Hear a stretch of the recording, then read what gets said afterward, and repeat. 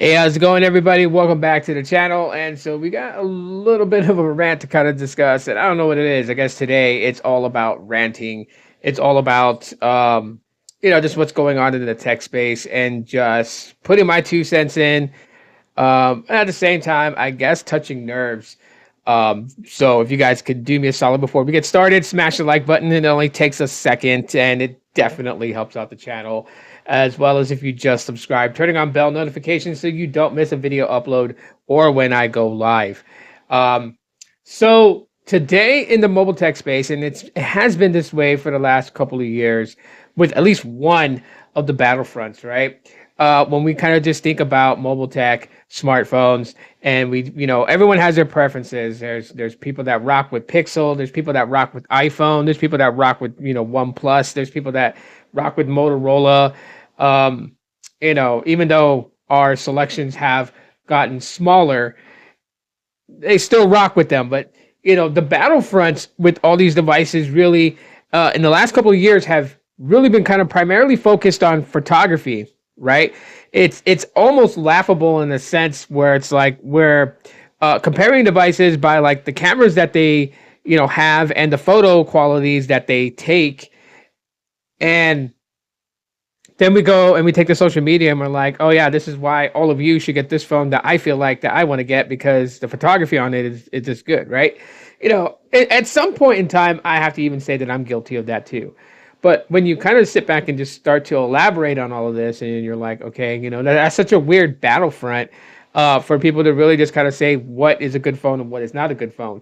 The same way as, now today it's comparable when, or comparing on a level that has to do with AI. AI is now, the next card on the battlefront alongside photography, right? So while people are comparing which phone can zoom in so close that you can see the surface of the moon, now also are talking about the artificial intelligence. Take, for example, the thought process of those people that are just like, the Pixel 9a is lacking in a lot of the AI functionalities that the Pixel 9, 9 Pro, 9 Pro XL, 9 Pro Fold have. And you kind of start to think about it, and it's like, it's one of the things that I used to praise Google for, because I used to be like, yeah, the A series, they definitely want you to have the same experience as the flagships, right? Can I say that anymore? No. I mean, if you're talking about user interface and how it feels just by going through, navigating through the entire UI, then yeah, you can say that it's pretty close, or if not, it is exactly as its big brother counterparts. But when it comes to software functionality and AI, that's where the Pixel 9a is going to lack. There are certain things that the Pixel 9 has, like call notes and such, that the 9a is not going to have. And, one could say, well, it's only $499, so there's some features that, it's not going to trickle down to the 9a. But I would have given that a pass if that was the entire lifeblood of the Pixel A series devices, which was to give a introductory type experience to what a Google Pixel is, like a hook and bait to like, okay, you've tried the 9a, you like it, you like the way it performs, now just see how good the 9, the 9 Pro, and the 9 Pro Fold perform, or our upcoming Pixel 10.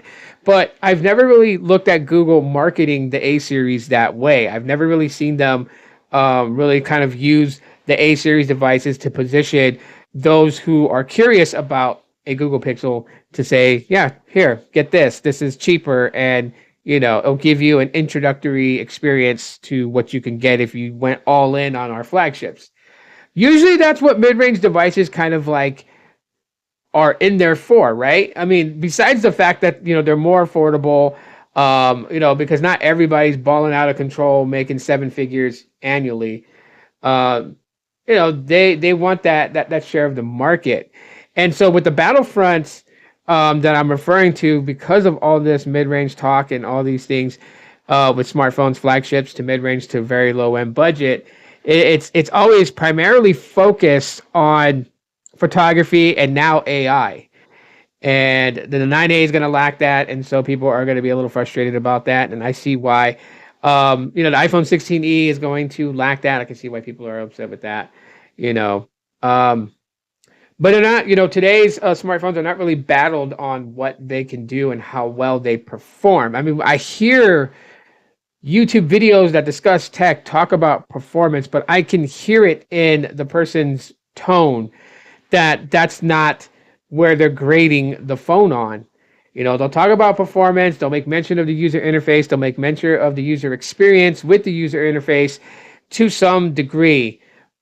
But when you can really hear it in them when they start to discuss like photography, the capabilities of the cameras, or you know, or if it has really insane cool AI features, which people have been a little reserved about AI. At the same time, they're kind of like wanting to jump in and expect AI to be exactly like the Terminator movies, which I find to be like what. Anyways, um, I think when people say that we've peaked in mobile tech, I refuse to take that as the final answer to everything. I don't think we've peaked in mobile tech.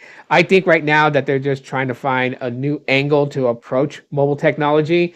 And so, they've kind of invested in photography. That's kind of held on for a little bit, but that's starting to kind of just fade away, fade downward. And so now they're on this other angle of focusing on AI and what a phone can do with artificial intelligence. And the same as photography, I feel like that's going to fade out in some time too. With these companies, they're really going to have to try and dig deep in their lucky bag of innovation and pull something out that can take mobile technology on to the next level. Because the one thing that I believe and that I've known for such a long time is that technology doesn't stop advancing. So with that, I pretty much just tell you guys, what are your guys' thoughts, comments, concerns, emotional outbursts? You guys could drop them in the comment section of the video. Smash the like button. Again, as I said, it only takes a couple of seconds, and it does a great amount of help and service to this channel. And if you just subscribe, turn on bell notifications so you don't miss a video upload. My name is Tito, and I'm out. Aloha.